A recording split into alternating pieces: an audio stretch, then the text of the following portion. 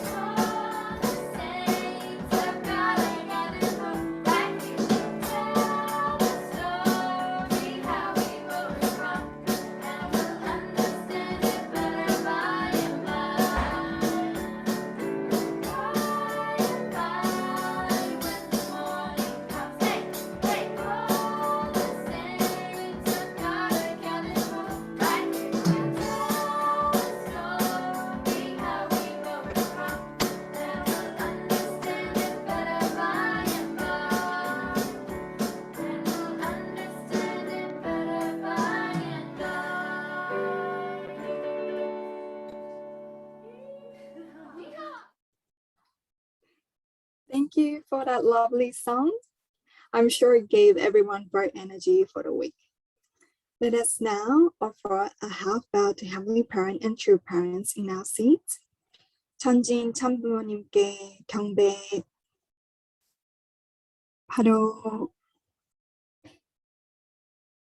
We will now recite Family Pledge number 7 together.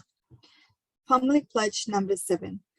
Our family, the honor of Cheonilguk, pledges through living for the sake of others to perfect the world based on the culture of heart, which is rooted in the original lineage by century on true love.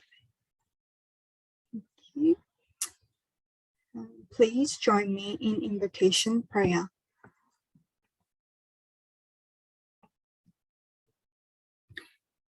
Dearest Heavenly Parent and true parents, thank you for allowing us to gather here at youth service today. We are truly grateful that we can connect with Heavenly Parents, true parents and members gathered here through Zoom, despite the difficult situation in the world today. Today, we would like to hear a testimony given by Sister Sarah regarding the love of true parents. Heavenly Parents, we know that you have awaited such a long time to see your children. Because you wanted to see your children being happy and smiling in your big bosom, you sent true parents for us. True parents went through tremendous hardship and difficulty in order to restore your children. And we know that you invested your whole life, and the results of your precious effort and sacrifice are us, the second generation. We are the second generation who are connected with your love, your heart, and your lineage. Please open up each one of our hearts. Let us be fully open so that we can be our true selves, shining brightly with your words and love. I offer this prayer in our names of Jisun and Ken Shimitat, blessed in true family. Aju. It is now time for us to greet each other in our community. Let's have 7 minutes in breakout rooms to share how we have been doing and what we have up to during the past week. Please start the breakout rooms. Hello. Hello. Hello. Hello. Reverend John and Auntie Tsuneko and Hannah. Hello, how is everyone? We can't hear you, Reverend John. Oh. Hello, good to see you. Now you can hear me. Hey, look at that. The cute girls.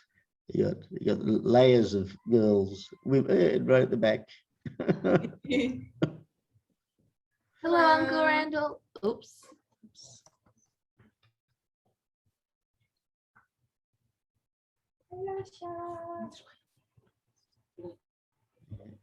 Randall and Sean. It's James. Hi, James. That's Minay, isn't it? I guess Misty Gray, I think, is Minay. Hello, Minay. Hello, minasan.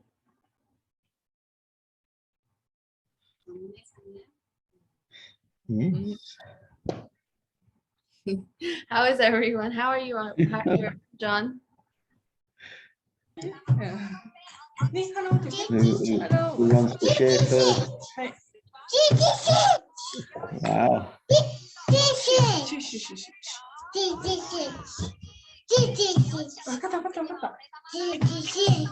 So I saw Sean up here at the Peace Embassy the other day. Said you get everything settled?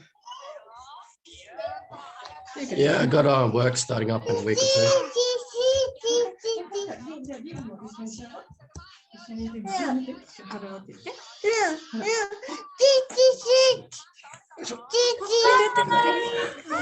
The kids are growing so much there. Yeah. So big and so active.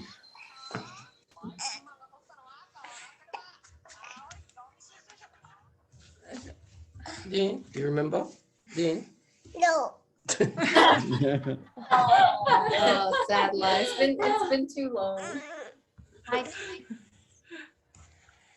Yeah, Dean, you good say hello. faces to look at. No. Strange people.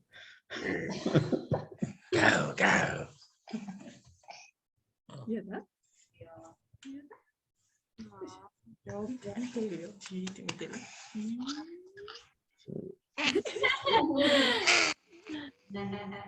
We've been having a bit of busy week. Us three at school are doing a lot of, well, not a lot, but having assignments like that. Yeah. But it's good. We're going out more, I think. No, we're not. No. Yeah, it's good. Yeah. How's the situation there, Uncle Randall? Community talking. Randall? how's the situation there, and how was your week?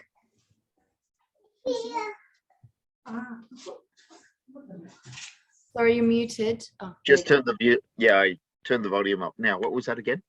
how's the situation with lockdown there, and how was your week?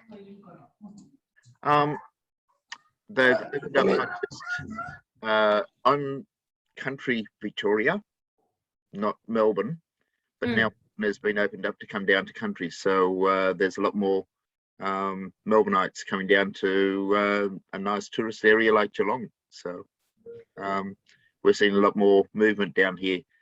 There's although people are a bit too relaxed with how they're relating to each other, and so I'm worried that the cases may expand when they have the vaccination. It stops them getting really sick, but it doesn't stop them catching it and spreading it. So hopefully things will be fine, but it's more like touch wood. Yeah. I've just started a job in a tourist area, so I'm going to be seeing a lot of the people from all over Victoria come through Geelong. So and then with my kids, with my family, to work in hospitals. There's a post office, one supermarket. Wow. Each week they would see like 2,000 strangers. Wow. So it's like, yeah, have to be careful with things. So far, so good, I think. Yeah. When people work from home and they only see like 20 people, 20 strangers a week, then it's a different situation than what my family is Like,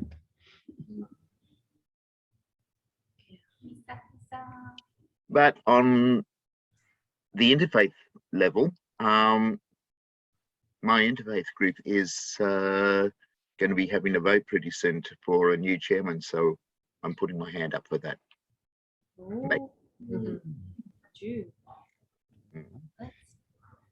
it's good to see so many extra people turn up. Yeah.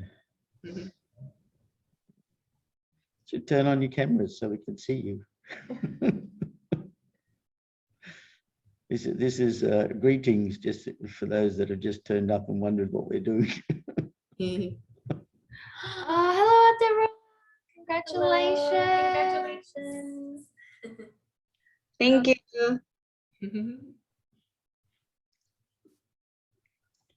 Can they see the baby? Yeah.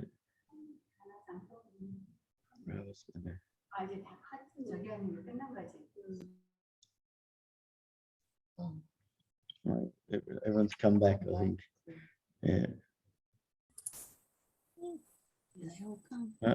Yeah, we're back. Okay. Sorry, I hope you are able to catch up with each other well. And let us now watch HJ Global News.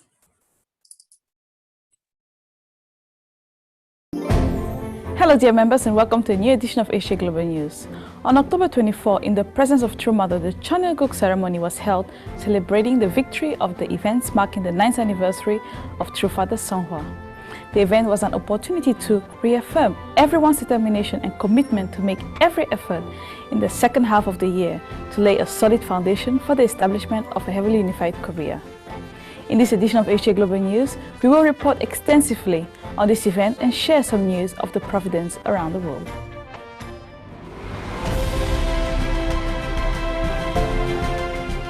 The special gathering to celebrate the victorious events marking the 9th anniversary of the Holy Ascension of True Father was held in strict compliance with the government's quarantine guidelines. It was held at the Chonchim Peace World Center and online with leaders and blessed families joining from all over the world. The entrance of the flag bearers raised the curtain for the victory celebration.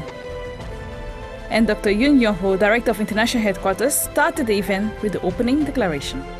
문선명 천지인 참부모 천주성화 9주년 기념 천일국 축승회를 여러분들의 뜨거운 박수로 시작하도록 하겠습니다.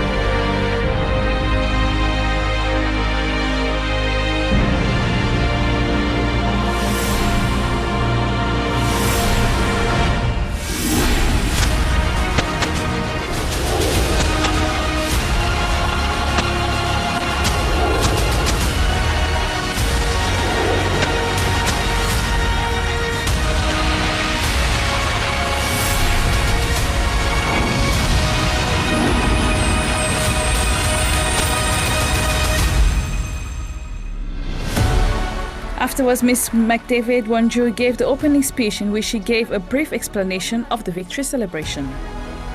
오늘의 축승회는 단순한 기념 행사 승리를 경화드리는 그 축승의 의미를 넘어서 6개월 대장정을 통한 신통일 한국을 이루어 축승을 올리겠다는 결의의 의미도 함께 담겨져 있습니다. 참어머님을 중심에 모시고 이 6개월 노정을 나아간다면 반드시 승리할 것입니다. In his special report, Dr. Yoon Young-ho recalled that this gathering was to celebrate the success of the 9th anniversary events of True Father Seonghwa and emphasized that it was an opportunity to reaffirm everyone's commitment and determination to make a new beginning. He also talked about his visit to Cambodia, where he met with Prime Minister Hun Sen as part of the mission entrusted to him by True Mother, and then presented a vision to lay the solid foundation of the next 6 months to realize a heavily unified Korea. 어머님은 이번 성화 9주년을 8월 21일부터 30여 개의 행사를 통해서 진행을 하셨습니다. 천일국 경배 기념식, 참아버님 성화제를 기점으로 한 이 내용이 신통일한국 기반 조성을 완전히 이루겠다라는 출정식이었고요. 외적 기반은 9월 10일 싱크탱크 2022 희망전진 대회를 통해서 외적으로 출정을 하신 거고요. 그리고 내적으로는 천보대축제, 10월 10일 이 천보대축제를 통해 참가정 운동과 두익 통일 운동을 중심으로 해서 신통일 한국을 이루시겠다 결의하셨다고 봅니다. 이 두 축이 한반도 평화 서밋과 100만 구국 9세 대회로 연결될 것이라 확신합니다. 존경하는 우리 천일국의 지도자, 축복가정 여러분, 제가 드리고 싶은 말씀은 딱 하나입니다. 어머님께서 불가능한 것도 믿고 나아가면 이루어진다라고 하셨습니다. 저는 그걸 믿고 나아갑니다. 나와 함께 하나 돼서 나아간다면 신통일 세계를 위한 신통일 한국이 반드시 이루어지고 반드시 안착되고 반드시 꽃핀다고 확신하신다라고 말씀하십니다. 자서전 마지막 단락 기억나십니까? 그 옛날 조원모 할머니와 우리 대모님께서는 태극기를 꺼냈다면 이제 나는 천일국 깃발을 가슴에 품고 꺼낸 상태에서 한국뿐만 아니라 전 세계가 하나님을 모시고 하나님을 하늘 부모님으로 모시고 참 부모님을 모시고 하늘 부모님 아래 천주 대가족의 그 이상과 비전이 이루어지실 것이라고 믿고 나는 나아가겠다라는 어머님의 그 간절한 염원을 우리가 가슴에 품고 나아간다면 2022년 신통일 한국, 2027년 신통일 세계가 저는 반드시 이루어질 것이라 믿으십니다. 조국이여 밝아오라. 사생열단 전력투국 실천공회, 여러분 동의하신다면 우리의 결의와 결단을 담아 참어머니께 큰 감사와 송영의 박수를 올려주시면 좋겠습니다. This was followed by an artistic performance by the Little Angels, global ambassadors of art and culture. With their talent, they contributed to the success of the various events during the 9th anniversary of True Father Seonghwa. Their songs were full of sweetness and very pleasant to the ears.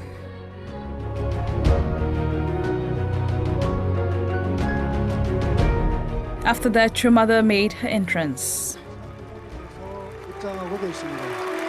생긴 참 부모님께 여러분 다시 한번 뜨거운 감사의 박수를 올려주시면 좋겠습니다.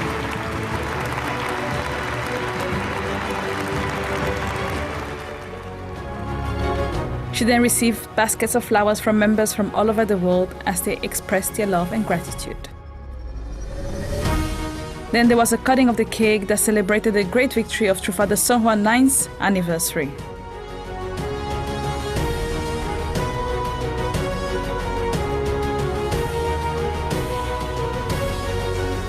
True Mother also received precious gifts containing the sincere devotion of all, including the guide Chon Shim Chonbu, compiled with her consent. She then spoke precious words of blessing, expressing her desire to see the efforts for the providence bear fruit. 전 세계에서 이날을 함께하고 있는 지도자와 축복가정 여러분, 행복한 날입니다.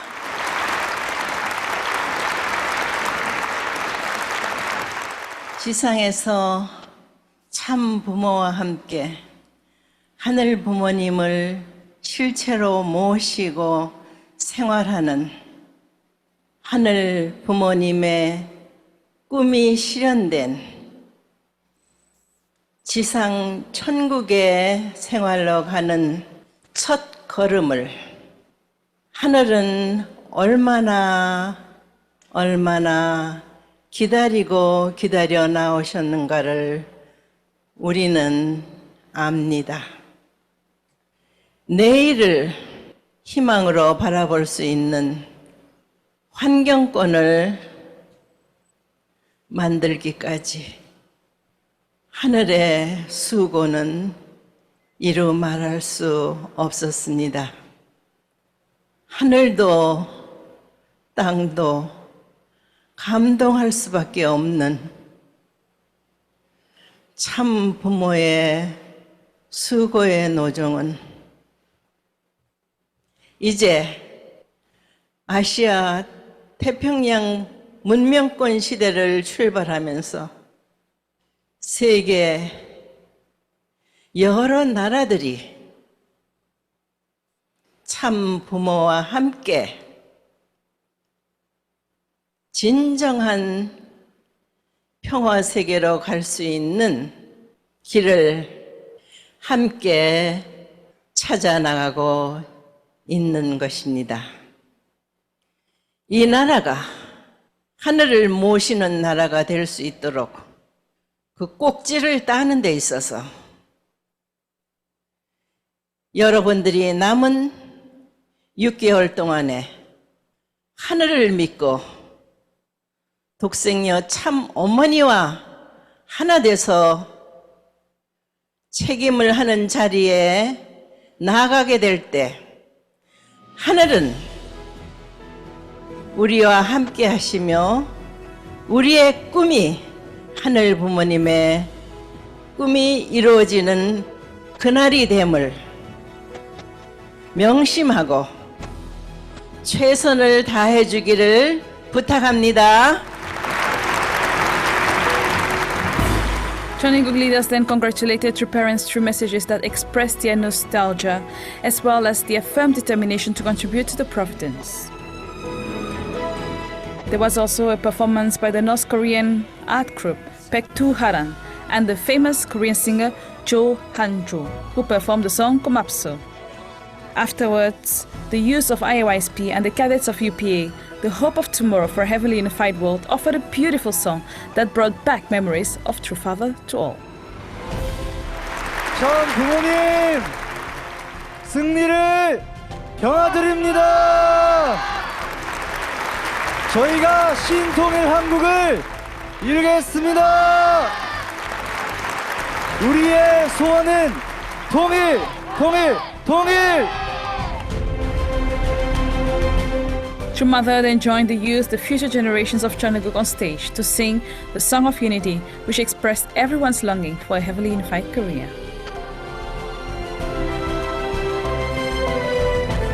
The 5 regional co-chairs of Korea then led the 3 shouts of Hokmansei to conclude the ceremony, reiterating their strong commitment to achieve great success at the Korean Peninsula Peace Summit and the 1 Million People Salvation Rally.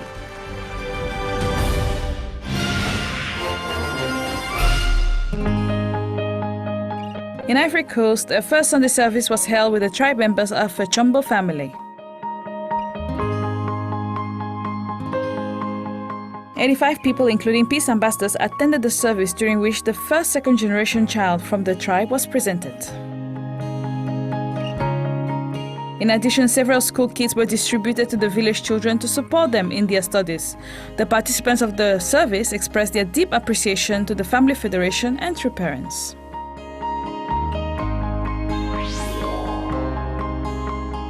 In Benin, a Chombo family held a 7-day Divine Principle seminar attended by 52 people.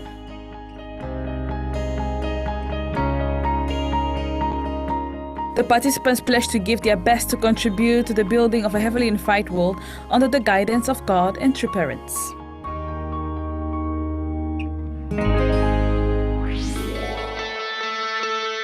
UPF Korea held the 5th Forum of Heavily Unified Korea at the Kim Koo Museum in Seoul, in strict compliance with COVID-19 measures. The event recorded the participation of renowned monk Myungjin and was broadcast live on the internet. Mrs. Moon Yeona, president of UPF Korea, spoke about the why these forums need to be initiated and expressed her desire to see a more just and communication-oriented society.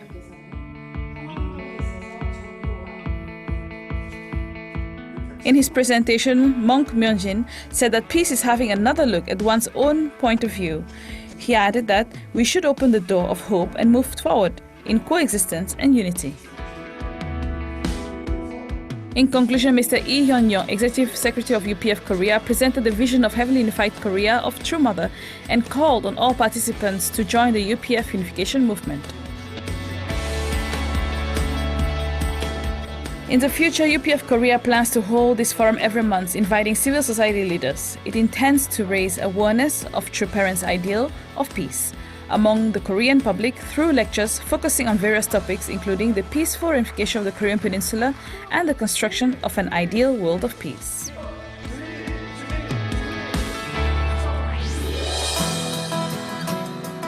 The Korea Women's Federation held the Yeongnam Area Women's Meeting in Busan City.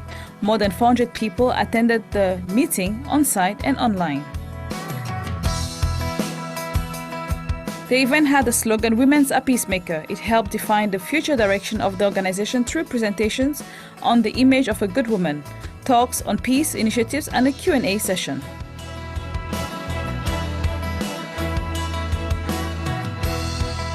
Mrs. Julia Moon, International President of the Women's Federation, said that True Mother, guided by her maternal heart, only wants to move forward and is determined to bring change to Korea in the next 6 months. She even added that there is no alternative to the realization of a heavily unified Korea.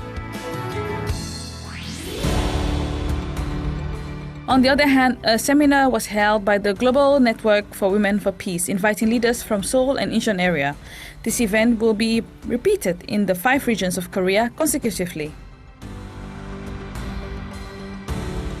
The theme of this event, attended by 14 women leading different civil institutions, was Her Story.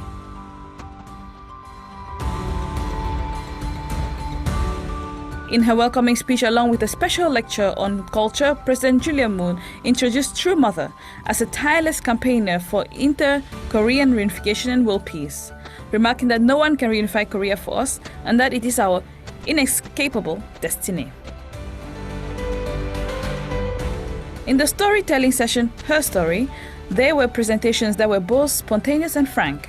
The participants developed a sense of unity and mutual sympathy, and during the break exchanged business cards, and it provided an opportunity to learn more about their activities, share inspiration, and build networks. Through partnerships with women's leaders from outside organizations, the Women's Federation will further assert itself at the forefront towards a heavily unified Korea.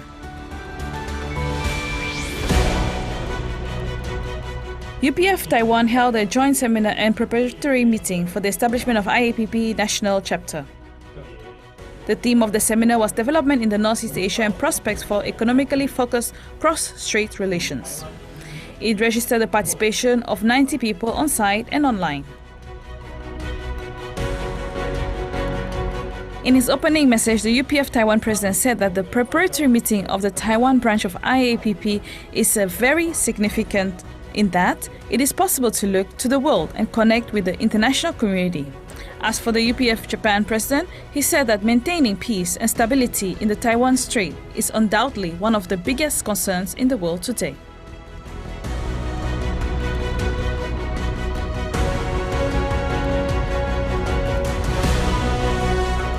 This was followed by presentations by former Taiwanese Vice President Annette Lu and former US Congressman Dan Burton, followed by Mr. Jong Taek-sok, President of the Taiwanese sub-region affiliated with the Japan Family Federation, who gave the closing speech. The participants pledged to work together to contribute to the development of the region and bring a glimmer of hope. A national speech contest in the language of Cheongguk was held in the headquarters of Family Federation of Japan. About 600 people who attend Korean language classes in churches across the country participated in the tournament. 16 of them passed the preliminary stage and presented their speeches in 2 categories, namely true parent speech and written speech. After the proceedings, a church leader and a member won the grand prizes in the categories of true parent speech and written speech, respectively.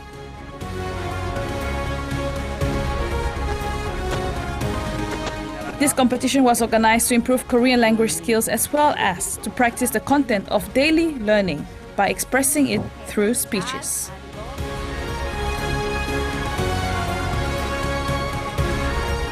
Efforts will continue to enable all those engaged in the public mission to master the Korean language and pass on its beauty to all members.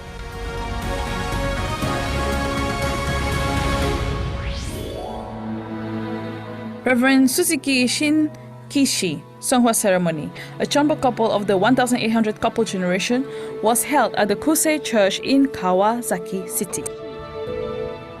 Reverend Suzuki Shinkishi was the national leader of Egypt, and after serving as a missionary for 23 years, his family was inducted as Chonbo on October 10 this year.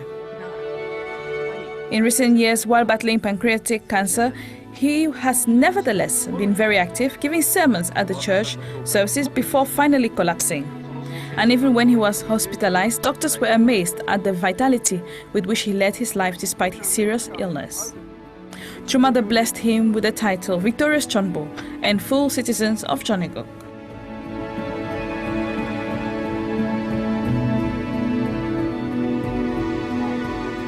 A representative of the bereaved family said that Reverend Suzuki's last words were, "Thank you everyone," and that he expressed his deep gratitude to God and true parents.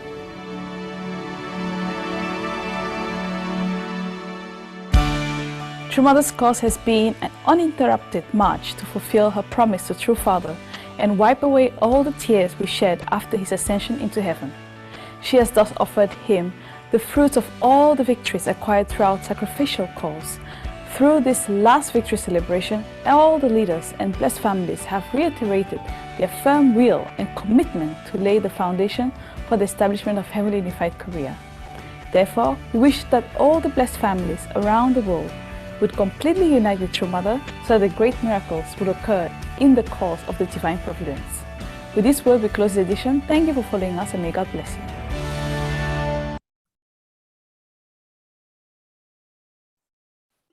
Thank you. I think we should keep what True Mother said in mind, that there is nothing impossible with true parents, and we should realize dream where everyone becomes one family under Heavenly Parents and True Parents. Let us now sing together the holy song, Grace of the Holy God.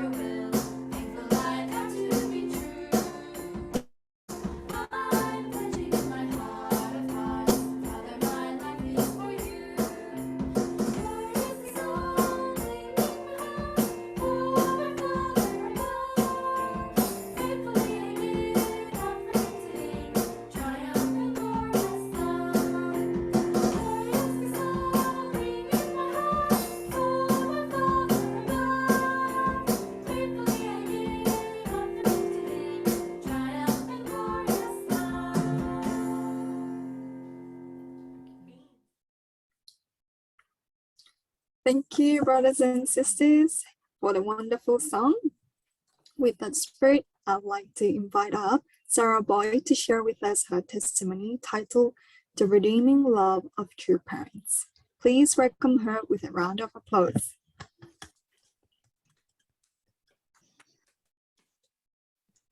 Thank you, Jason. Thank you, everyone. It's really lovely to be here, to share with you all. And yeah, I'm just looking at everyone that's here, and I see so many of our Australian members, and really grateful that that Jason can support me as an MC today. We've developed a really beautiful friendship in recent months, and that's been really special to me to have her support. And yeah, I guess I'll just start by introducing myself to you all. So, because I know many of you know me, but some of you might not. And yeah, so my name is Sarah Tracy, but I'm blessed with my husband, Micah Boyd. So now I'm Sarah Boyd. We were blessed in 2015, and yeah, now we live in Melbourne, and well, that's where I was born. No, I wasn't born here, sorry. But anyway, I've lived here for a long time. My husband is from the US, Micah, and now we have one daughter, as you can see, our beautiful little munchkin, and her name is Lucia. She's now almost 22 months old in a few days, and very soon we're going to have another daughter. So I'm 38 weeks pregnant now. And yeah, she's due on around November 10th. So could be any day now, could be after. We never know these things, but she'll be here soon. So yeah, so it's an exciting time for our family. And yeah, I recently, a few months ago, I shared a testimony with the Born Connected group, and I'm going to be sharing that testimony today as well for all of you, and I hope it can help us all understand more of true parents' love, as I have felt their love in my life. So so it's going to be about how true parents have impacted my life, and the title of it is The Redeeming Love of True Parents. So I'm just going to start off by talking about how my life was growing up as a second gen and my connection with true parents at that time, and and how things have changed over time. So growing up, true parents were always a part of my daily life in terms of family traditions, as we all have really. The relationship was one of a lot of respect and awe as a young girl. I felt a lot of my obedience to true parents was what I had to do to be a good daughter and a good second generation, and to prepare myself well for the blessing one day. But I guess always aiming to be a good child while not feeling so free to express emotions did create blockages in my heart towards my parents, and ultimately towards true parents, who were the ones that were responsible for the type of lifestyle and upbringing I had. And true parents often felt like a long set of rules and rituals most of the time, and one in which I was and that I felt quite self-conscious of being born into an obscure religious movement and not being so well understood by my peers, or at least perceived I wasn't understood, and sort of not being able to share that very much with others outside of our movement. So the actual heart of love that true parents have for humankind, and for me personally, was definitely not felt at that time. I did feel my parents' love for me very much, and but the issue of not being able to express myself so freely, feeling like like I had to stifle certain emotions. That meant that things looked quite fine on the surface with my parents and with true parents, but really, like in my heart, knots were forming, and that I'd later have to untie.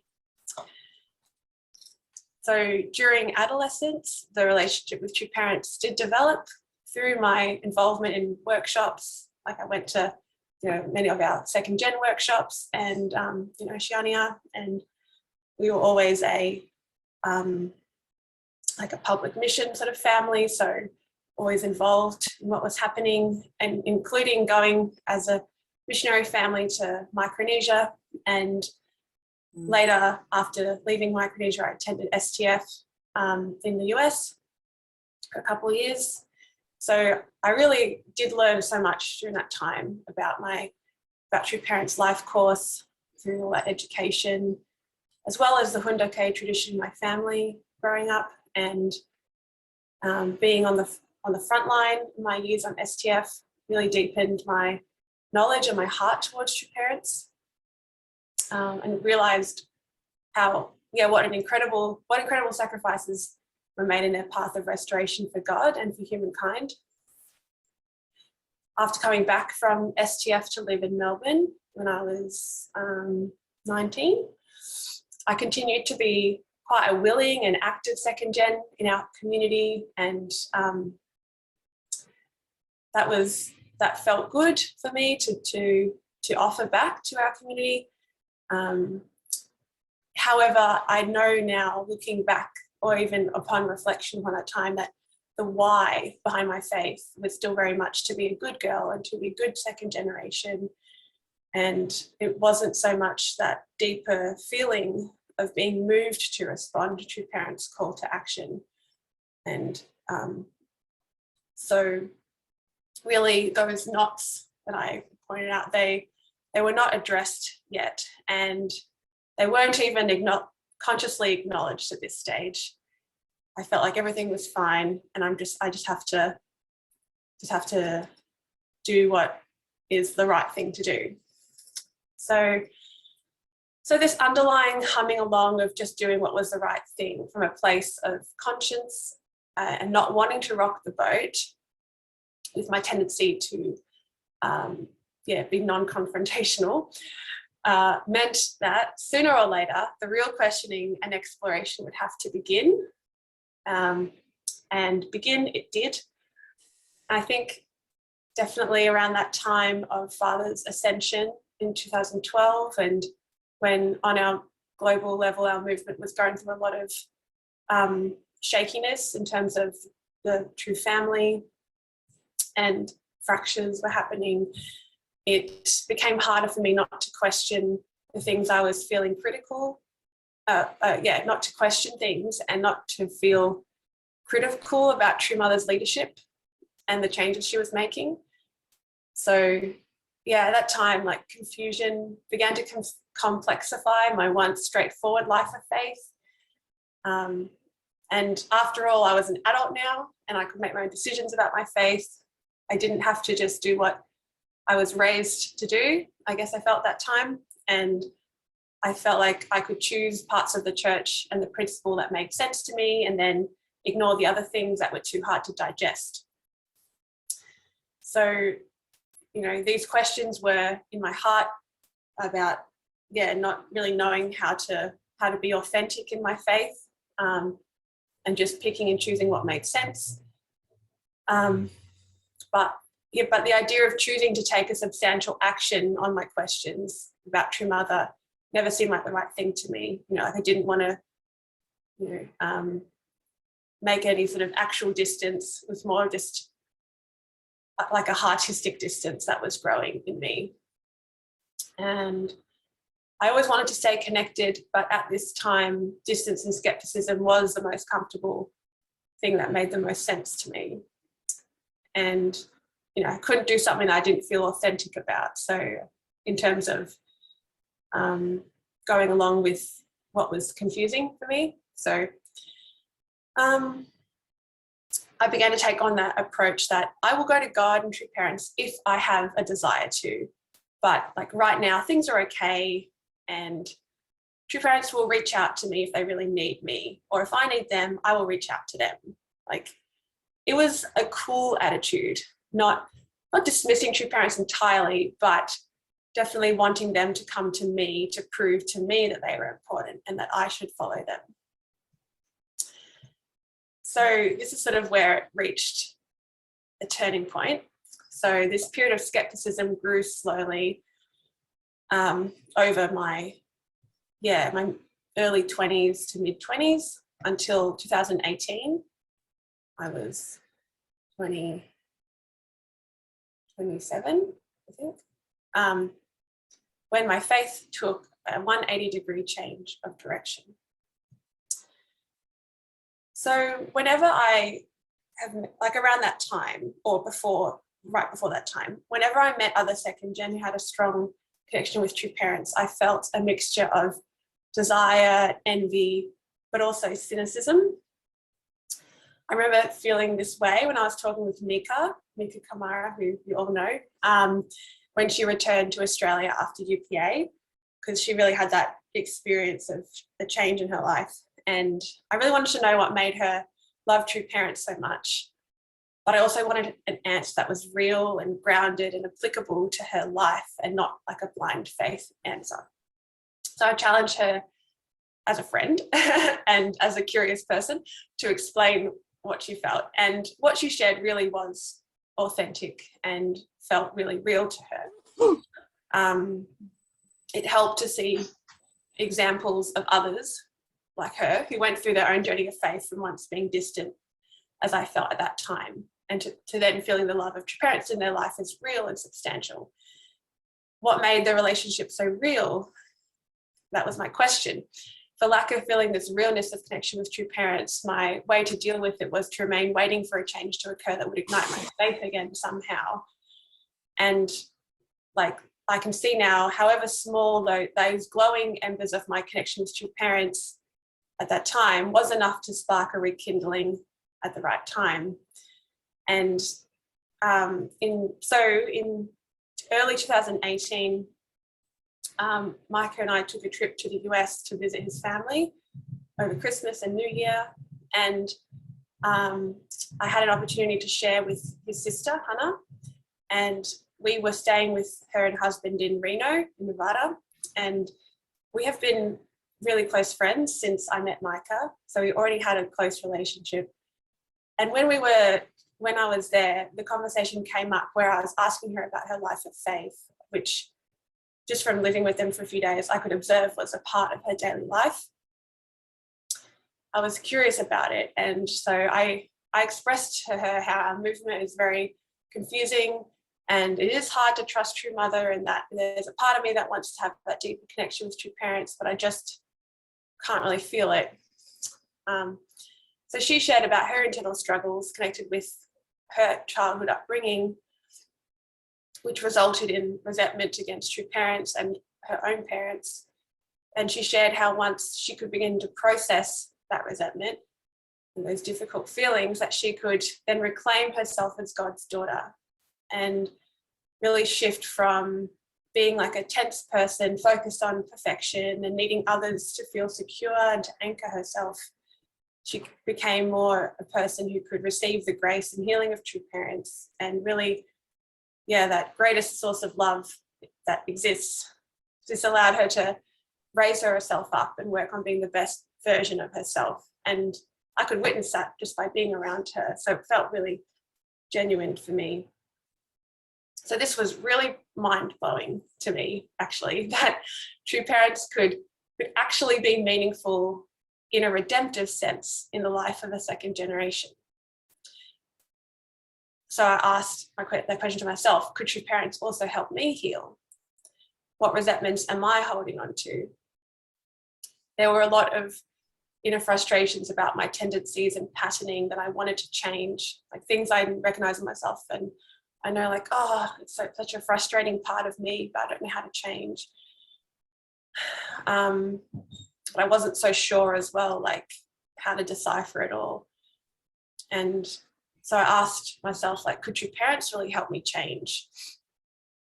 That was some possibility that I honestly didn't really like contemplate before that true parents could actually help me heal and change and work on myself.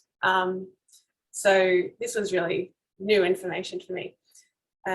So when I was sharing with Hannah, she shared that the impetus of her growth was by working with a counsellor, life coach, healer, who is a first generation member in the US, and her name's Pat Detlefson.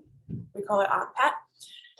Of course, I kept a healthy skepticism of Hannah's experience to begin with, and I wasn't sold on working with a counsellor just like that, but I did put a lot of thought into it over the coming months. In 2018, that's new school year that was beginning, I started, because I'm a teacher, I didn't say that at the beginning, but I am. I was starting at a new school that year as a Steiner teacher, a Steiner school. And I had worked in mainstream school before that for a few years. This is still quite early in my career.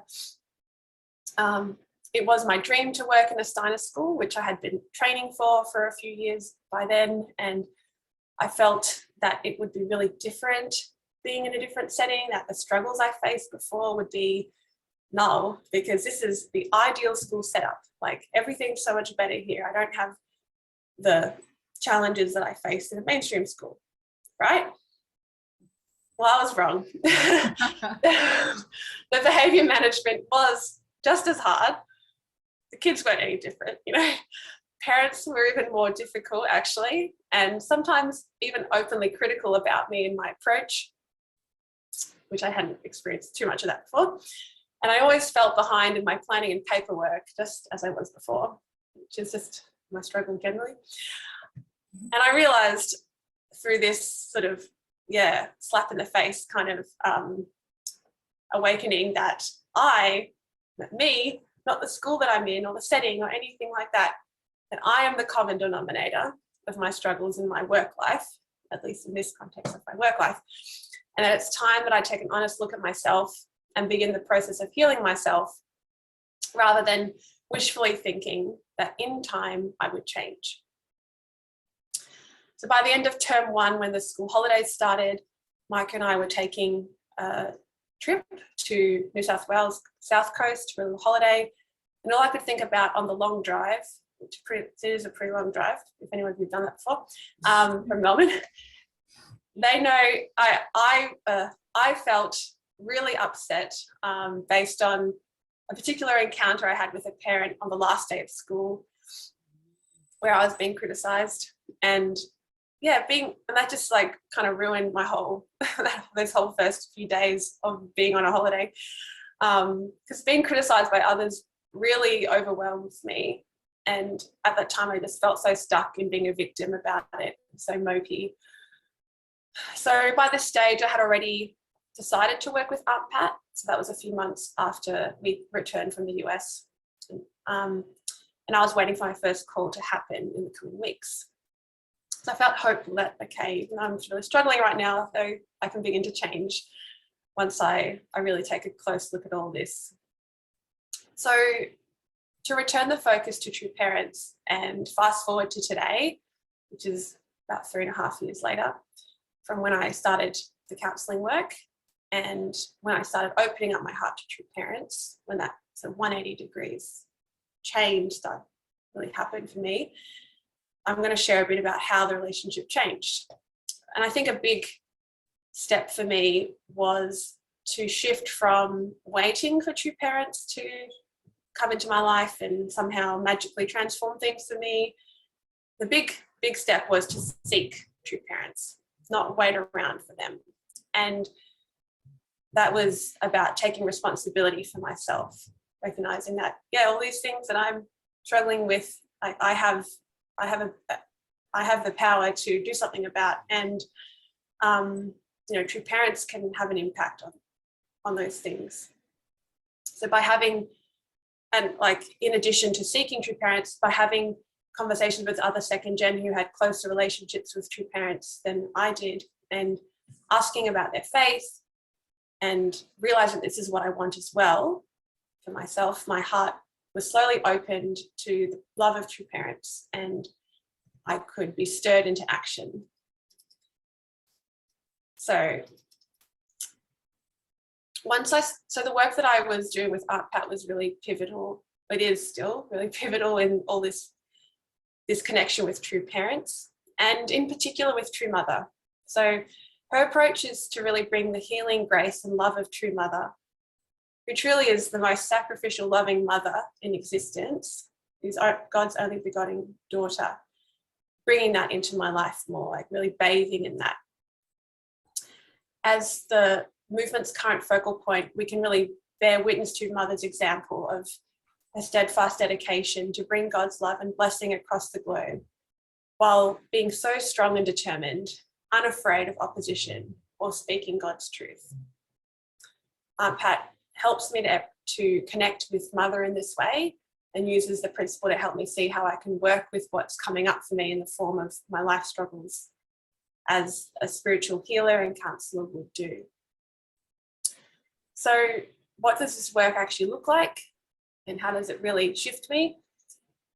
To connect with Mother, this necessarily requires seeking her out through my own Jongsang by reading Hundoke, Divine Principle, praying, offering conditions, and doing exercises that ground me into Mother's love, such as Qigong.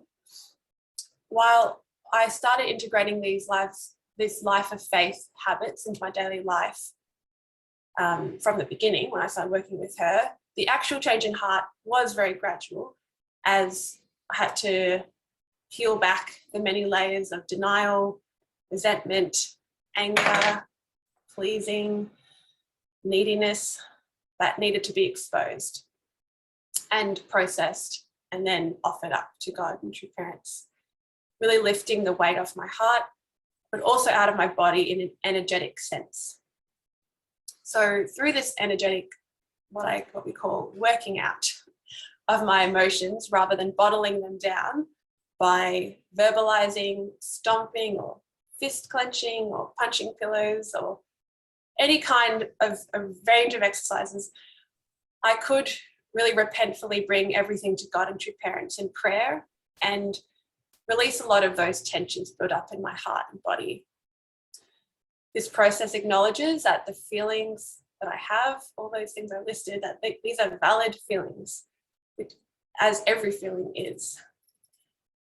And it gives a place for it to be felt and expressed, which I think was a really big missing link for me, was that I couldn't express any of those things.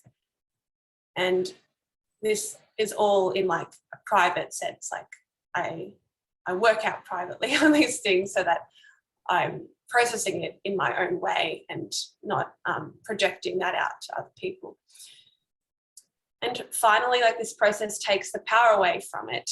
So it isn't in the driving seat of my behavior at that moment, and I can see what's going on around me in those difficult situations. I can see them objectively rather than through like an emotional lens.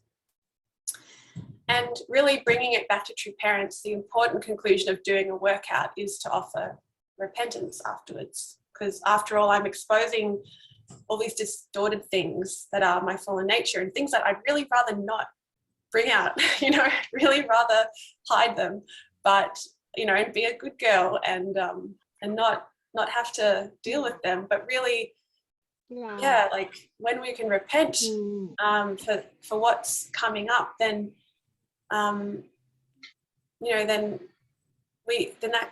that's where we really feel loved, no matter what we are presenting.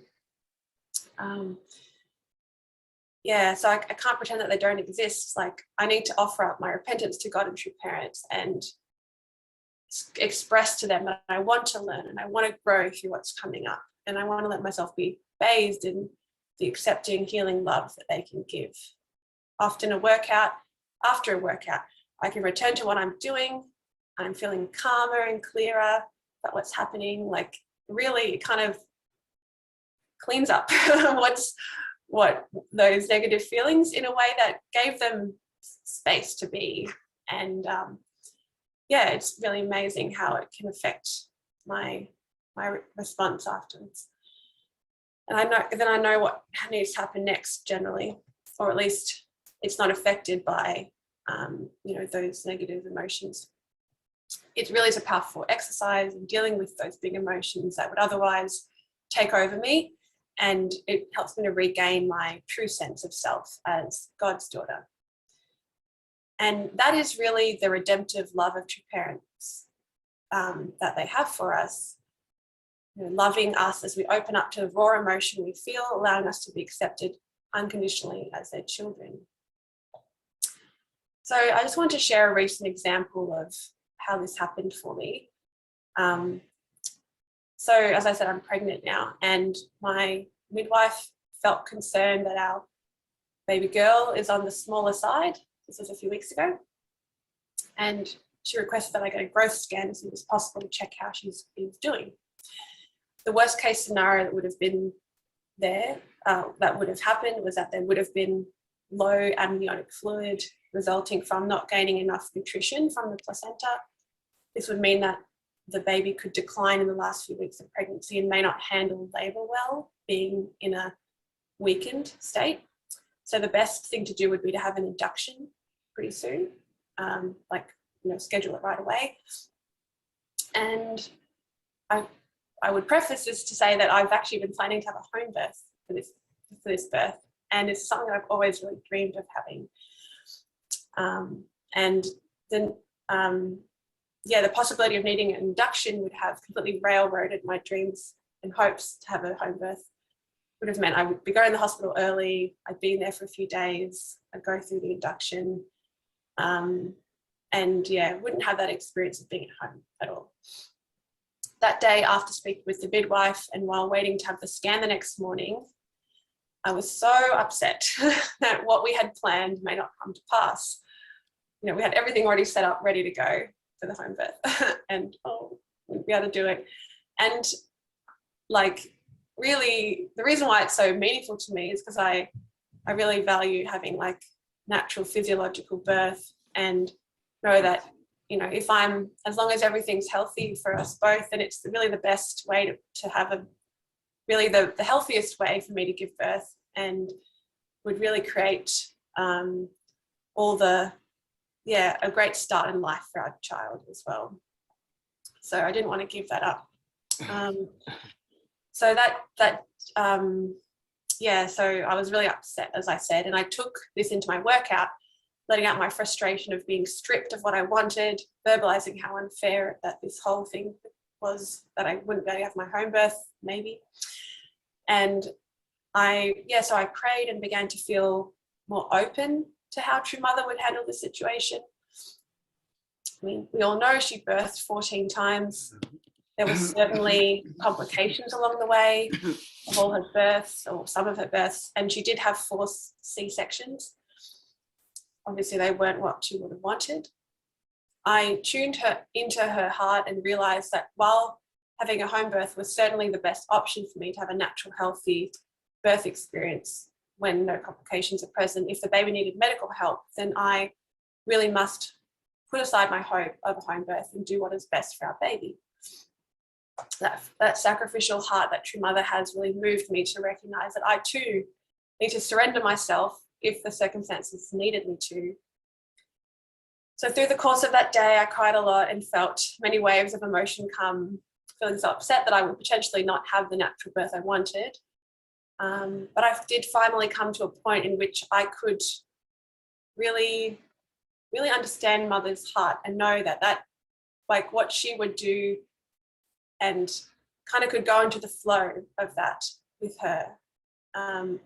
So we had the scan the next morning, and rather than resisting a disappointing result, I knew that I could commit myself to do what my baby needs me to do.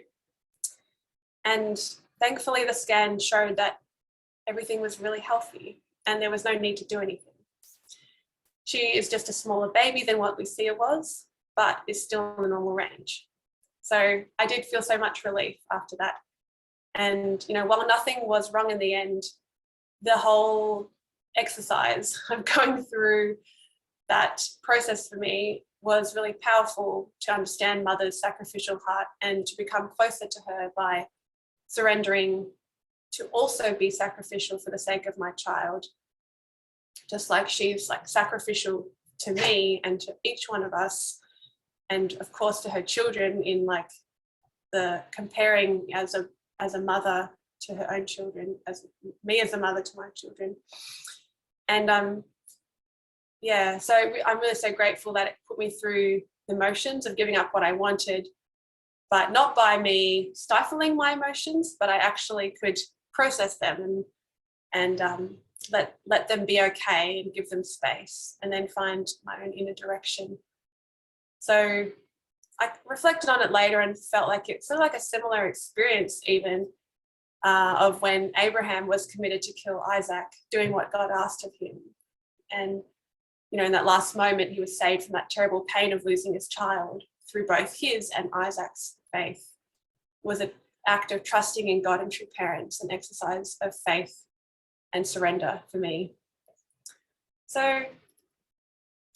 I think this is where we can understand the value of true parents. They are not only the messiahs that were chosen to fulfill God's providence of restoration and the ones who bring the principle and the blessing.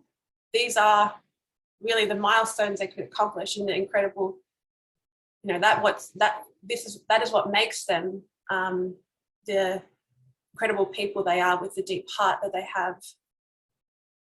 And they are the foundation upon which of which any of us are here.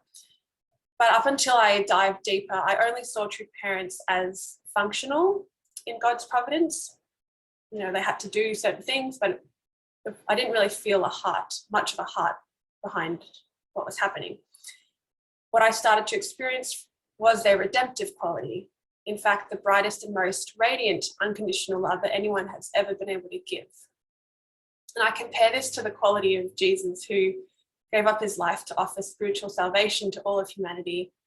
And through through accepting his love, as in the Christian tradition, we can journey to remove our sins and live with the grace of Jesus' love always upon us.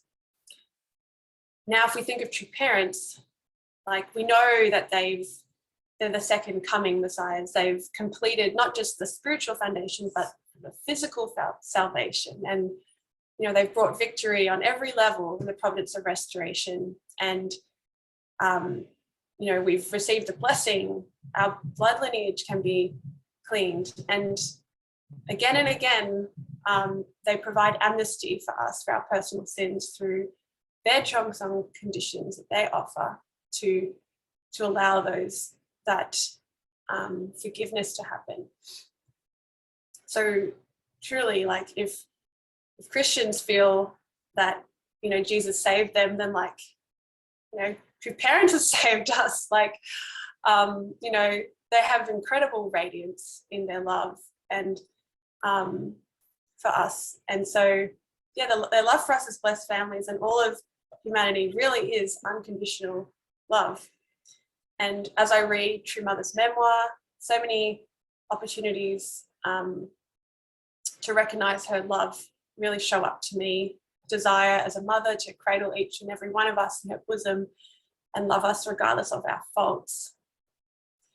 This is why I feel that at this time, especially with True Mother leading our movement, there is an opportunity for all of us to experience that redeeming quality of True Mother's love. We all long for a mother's warm reassurance and acceptance, as well as her role model and encouragement.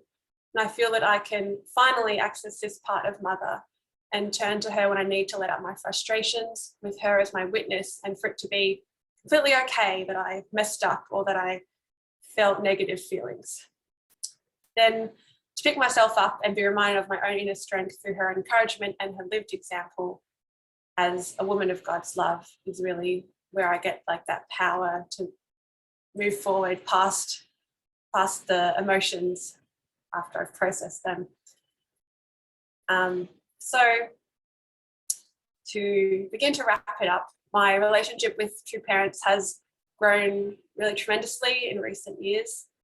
As I reflect back, like, my heart was fairly closed up for a while, and even when I went to the blessing in 2015 in Korea and I saw True Mother, received her blessing, even went up to the stage for one of the parts of the blessing ceremony, I really was still in quite a skeptical phase, and I couldn't feel that much from her, which I really feel regretful for at this time now.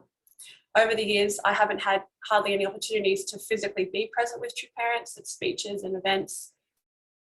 But even from a distance, a physical distance, her energy and love is universal and is accessible to each one of us. The first step for me was really recognizing the barriers I had in my heart were not because of any fault of true parents. I was holding on to resentment from my experience of hardship growing up, and these knots that needed to be brought into the light needed to be detangled. Because the filial heart of children's love has learnt the family, I really didn't honestly learn how to be truly filial in my upbringing. But what I thought was filial piety was obligation to do what my parents wanted and put aside my emotions. I have in recent times really had the experience of opening up my feelings more honestly, particularly with my mum.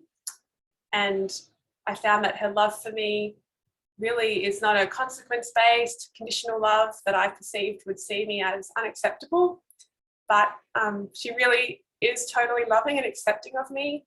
So yeah, this experience shows me how deeply entrenched my fallen nature has been, to the point where I keep myself distant, and for a fear of not feeling the pain of being unacceptable to someone like my mum, which really turns out is an old conceptual fear that I have held on to for years and years.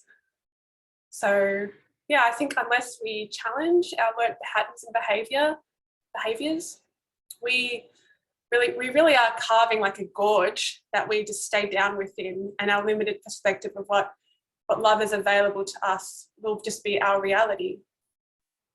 And so over the years, I have projected my limited understanding of filial piety towards true parents, that of being like a faux good girl, trying to do the right thing and keeping the peace, while the desire to be free to express everything was actually being stifled in my heart and body.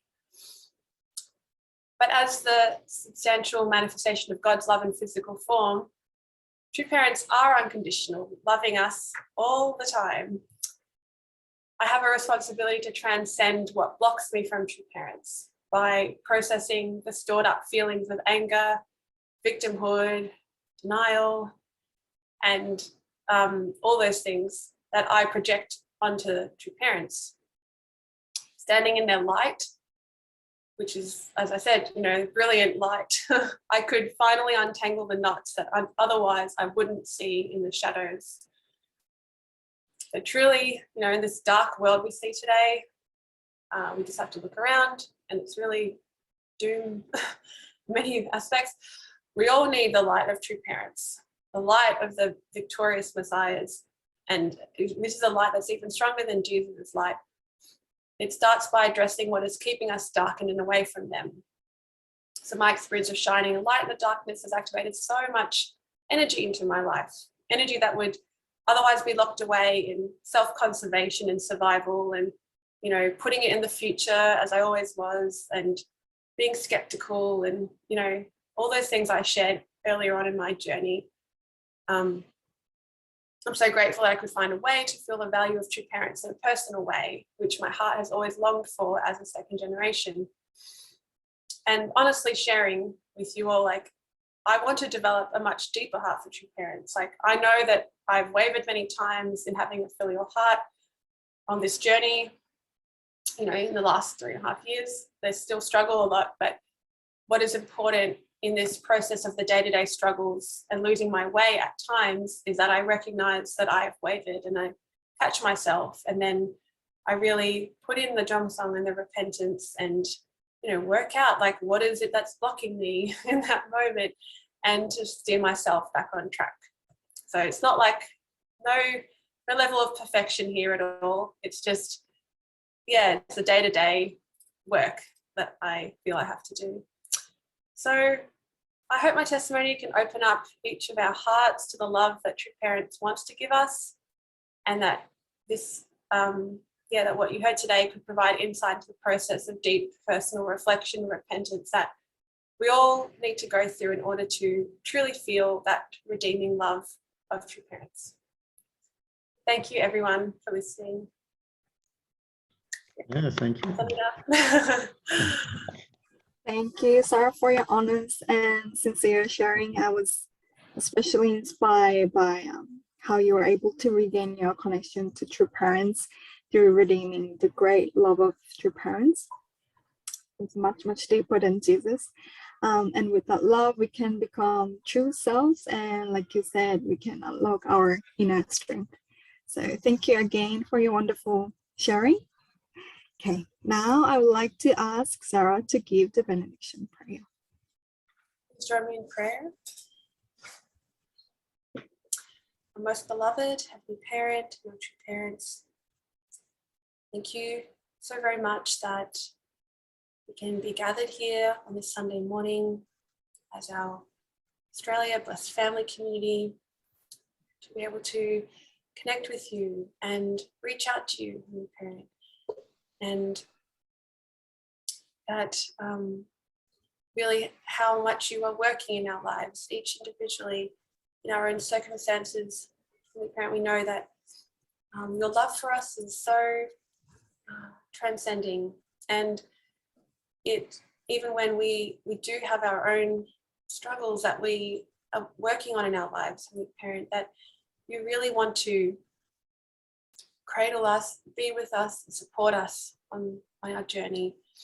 I'm really grateful that today I had this opportunity to share part of my own experience that Heavenly Parent, where I really know that you've really touched my life, and that true parents, and especially at this time now, true mother, could really touch my life and really show me the way forward, so that Heavenly Parent, that we can really continue to to make our contribution into your providence, Heavenly Parent. Really, in order to do all this work that Dr. Yun was describing this morning, Heavenly Parent, we really need to have a deep heart for our true parents, and really feel their love and feel that deep connection. Otherwise, it's a struggle to remain on the course. And so I know that so many of our family members here have really been working hard on this course and really have a dedicated love for you and for our true parents. And so I pray that we can each really develop our hearts so that we can support true mother more and support all that she's doing, and really know that by doing so, we're not losing any part of ourselves, but we're really gaining so much. And we're really strengthening our hearts and strengthening our,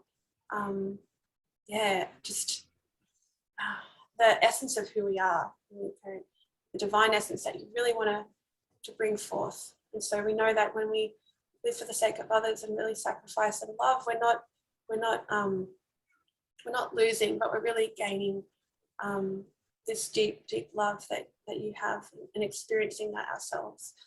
So thank you so much once again for each of our brothers and sisters here today, and all the support and love that we can share, and the fellowship we can share. And I pray that as we enter into our next week, and we have many different experiences and struggles or victories, and so much that we do, we just pray that we can carry you with us. And I offer this prayer now and report in the name of all of our blessed families represented here. And my name is Sarah Boyd of Blessed Central Family, Jew.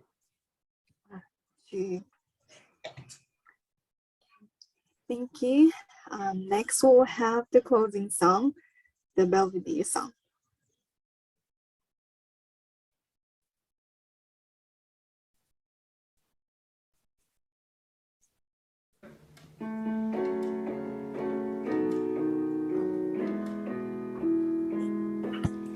I knew a place where the sun shines like gold, where the cherries bloom forth in the snow, and down underneath is the loveliest place where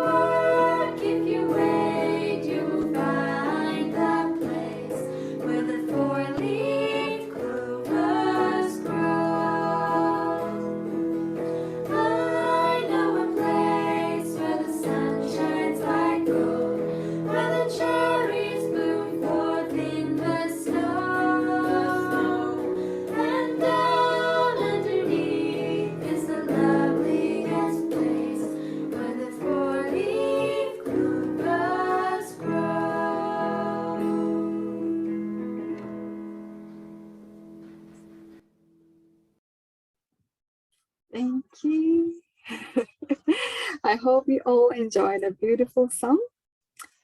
It's now time for announcements for this week. Do we have any other announcements? Yeah, we can. Just to highlight that later today, after this, there's a children's show, John Newry, and anyone can join that. You just need to go to Peace Link TV to watch that. We won't be showing it after here. It's just everyone can watch it if they want. And next week on Tuesday at 9:30, through Mr. Sorby, we're meeting the Fairfield Mayor to talk about the Peace Park. So I'd like to ask people to pray for that, that it goes well. Going together with Mr. Sorby and Reverend Utaka and Reverend Stone, we'll go and meet the Mayor. And if that goes well, he's already lining up the Mayor in the council nearby. So Mr. Sorby is all fired up about the Peace Park idea, and now that we're opening up and we can now start to visit people. So we're physically going to visit the Mayor in Fairfield on Tuesday at 9:30. So pray that that is a success, and then we really start this Peace Park in line with Mother's desire to really see a global Peace Park established on the DMZ. So that's the sort of the thing that's happening next week. And this children's show, John Newry, that's happening. There isn't any other announcements as yet. Probably next week we'll have more things. Oh yes, of course, the Holy Day is coming on Friday. We have a joint Holy Day, and that's going to be happening both here and it's at 7 a.m. So it's during the week. If you're able to come to the Peace Embassy, you're welcome. It'll be open, and also we'll be doing it via Zoom for those that can't make it and are able to join in through Zoom. So yes, that 2 joint holidays happening on Friday. So everyone's welcome. Thank you. Thank you, John. Okay, that concludes the youth service today. Thank you everybody for coming. It was great to see you all, and I hope you have a wonderful week. Thank you. Bye-bye. Bye, everyone. They're saying bye now. Too late. That's why. You all have a wonderful week. Bye-bye. Bye-bye.